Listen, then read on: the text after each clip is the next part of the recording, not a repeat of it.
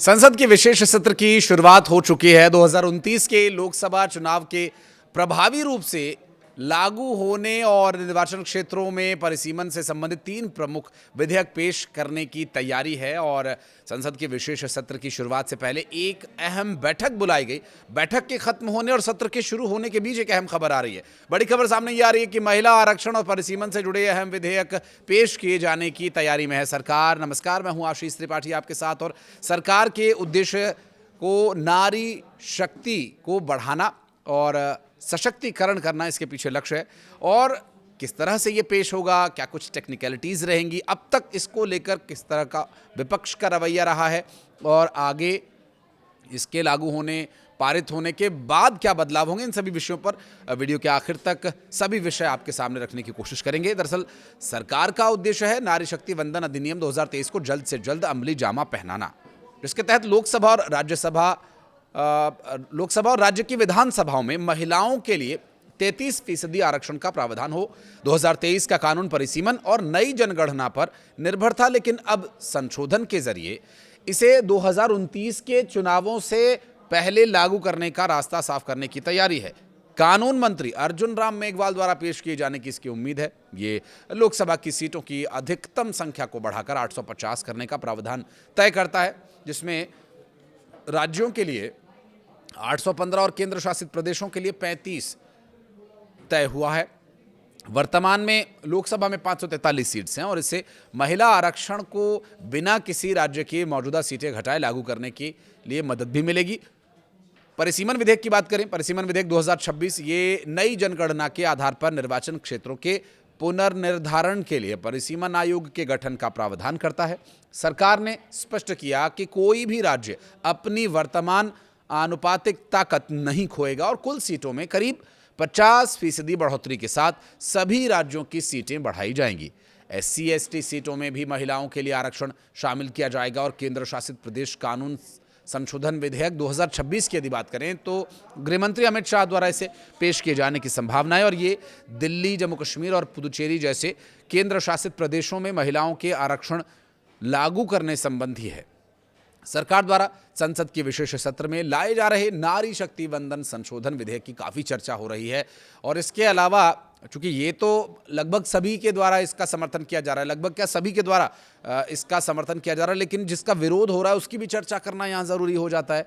ये है परिसीमन विधेयक। परिसीमन में आरोप ये लगाए जा रहे हैं कि सरकार अपने हिसाब से अपनी जगह देख करके जहाँ उन्हें फ़ायदा हो रहा है उसी हिसाब से परिसीमन करेगी, जबकि परिसीमन विधेयक को लेकर सत्ता पक्ष और विपक्ष के बीच जो राजनीतिक संघर्ष है वो जारी है।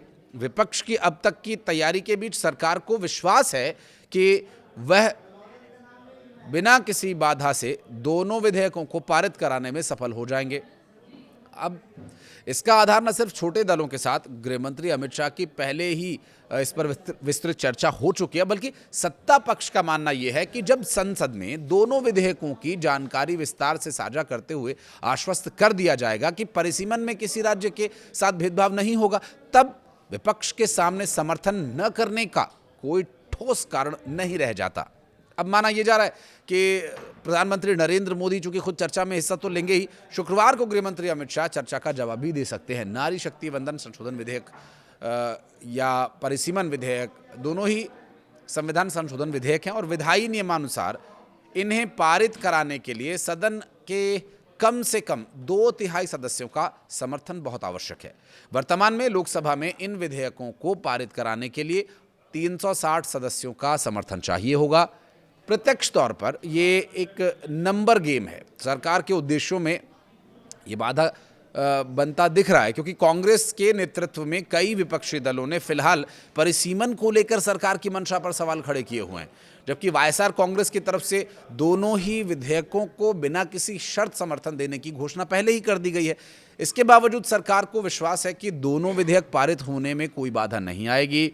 महिला आरक्षण विधेयक का स्पष्ट विरोधी कोई नहीं है, किसी भी दल ने इसका विरोध नहीं किया। अब माना यह जा रहा है कि नारी शक्ति वंदन संशोधन विधेयक बहुत ही महत्वपूर्ण है और इसके लिए बहुमत के साथ ये पारित होना लगभग तय है। इससे पहले केंद्र सरकार ने मंगलवार को सांसदों को जो 3 ड्राफ्ट बिल जो मसौदा विधेयक भेजे थे उसमें से दो बड़े ऐतिहासिक बदलाव प्रस्तावित हैं। पहला, लोकसभा की सीटों की संख्या 543 से बढ़कर अधिकतम 850 करना, और दूसरा, संसद के निचले सदन यानी लोकसभा और राज्य की विधानसभाओं की 1/3 सीटें महिलाओं के लिए आरक्षित होना। अगर ये तीनों विधेयक पारित हो जाते हैं तो 2029 के अगले आम चुनाव में इस आरक्षण का रास्ता साफ हो सकता है। हालांकि मंगलवार को विपक्षी नेताओं ने इन तीनों विधेयकों की आलोचना की है। विपक्षी दलों ने इसे पश्चिम बंगाल और तमिलनाडु में विधानसभा चुनावों से कुछ दिन पहले महिला मतदाताओं को लुभाने की कोशिश के तौर पर और इसे तुष्टीकरण की राजनीति बताया। अब सबसे तीखी आलोचना लोकसभा सीटों की संख्या बढ़ाकर के 850 करने के प्रस्ताव को लेकर हो रही है। दरअसल जो विरोध कर रहे हैं वो परिसीमन का विरोध कर रहे हैं और आरोप लगा रहे हैं कि ये सरकार अपने हिसाब से करने की कोशिश करेगी। और चूंकि जाहिर है अगर महिलाओं को आरक्षण दिया जाएगा, महिलाएं अपनी भागीदारी निभाने के लिए राजनीति में आगे बढ़ेंगी, तो स्वाभाविक है सीटें भी तो बढ़ानी पड़ेंगी। तो बिना परिसीमन के सीटें कैसे बढ़ेंगी, ये भी एक अहम सवाल है। कई विपक्षी नेताओं ने इस विषय पर चिंता जताई है। सीटों के पुनर्निर्धारण का जो आधार है वो दक्षिणी राज्यों के लोकसभा में प्रतिनिधित्व को कम कर सकता है, ऐसा आरोप लगाया जा रहा है। और संविधान जो कि 131वां संशोधन विधेयक 2026 में प्रस्ताव है कि लोकसभा में अधिकतम 850 सीटें होंगी, 815 राज्यों से और 35 केंद्र शासित प्रदेशों से। फिलहाल लोकसभा में 543 सीटें हैं। संविधान में इनकी अधिकतम संख्या 550 तय की गई है और विधेयक में,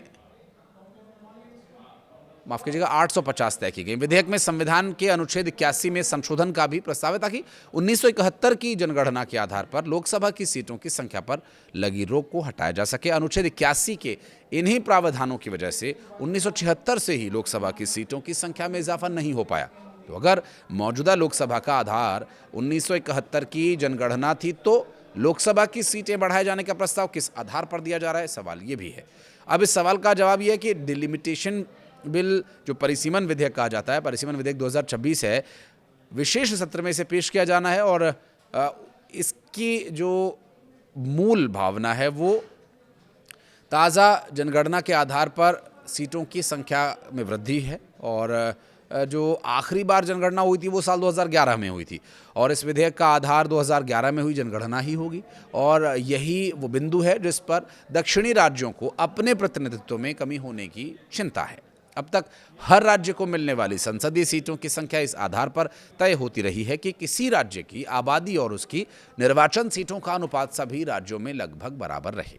बहरहाल इस पूरी 3 दिन चलने वाली प्रक्रिया से जुड़ी हर एक वीडियो हम आप तक लेकर आएंगे, हर एक विषय को बारीकी से समझने और समझाने का प्रयास करेंगे।